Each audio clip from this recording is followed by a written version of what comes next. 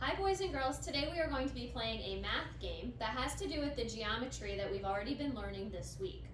In order to play the game Count the Sides, you are going to need one die for both you and your partner, and you're also going to need some way to make a mark on the paper.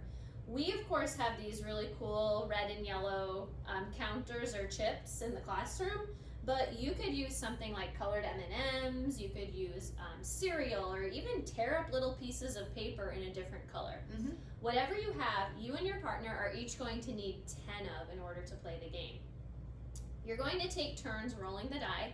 If you roll a 1 or a 2, you need to roll again. However, if you roll a 3, a 4, a 5, or a 6, you are going to place your counter on a shape that has the same number of sides as the number that you rolled. Can you show me what you mean? Yep, let's do an example. So let's pretend that I go first and I'm yellow. I'm going to roll the die and I get the number 4. So I need to pick up my yellow counter or chip and I need to find a shape down here that has 4 sides. And I'm noticing that right here there is a square that has 1, 2, 3, 4 sides, and I get to put my yellow chip on that shape. So I see that there's more than one shape with 4 sides. Could you have chosen any of the shapes that have 4 sides? Yeah, you can pick any shape that you want as long as it has the right number of sides. Now we're going to keep playing that game and we'll do a couple rounds back and forth. But eventually there might be a shape that you roll, let's say a 5, and there's no more 5-sided shapes. Okay. That means you lose a turn.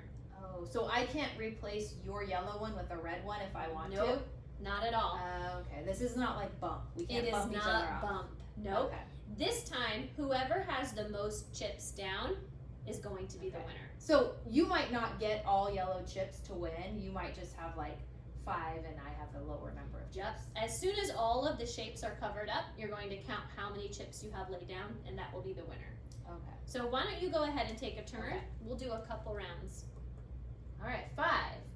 1, 2, 3, 4, 5, 6. That doesn't work. 1, 2, 3, 4, 5, 6. 1, 2, 3, 4, 5. I found one with 5 sides. It's a pentagram. I mean pentagon. It's a new shape. Pentagon. It just came out in 2020. The kids won't. All right, it's my turn. I'm gonna roll. I got a 2, which means because there are no 2-sided shapes, I get to roll again. I keep thinking of the Pentagon and hoping that lots of parents watch this and get a good laugh out of it. I hope they do. Yeah. All right, I just rolled a 4 again. Another 4. So I need to find another 4-sided shape, and I see that there is one right here. So I'm gonna cover that up. Why don't you take one more roll? 6. I remember counting a few shapes that had 6 sides. Good 1, 2, 3, 4, 5, 6. Hexagons have 6 sides. Hexagons do have. Not hexagrams. Hexagons. They do. All right, we're gonna pretend that we played a couple rounds, and let's say that Mrs. Grant got 2 more, and I played so well that I actually got all. Of course you did. No. Of course you were the winner. So, once all those shapes are filled up like our board is, you're just going to count and see who has more.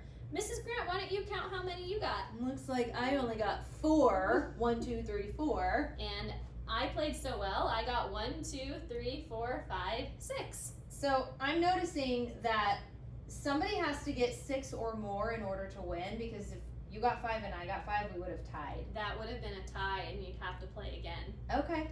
So this is a game that you can play once, you can play multiple times, but it's designed to just have some fun and a little bit of a break from your worksheets. So have fun.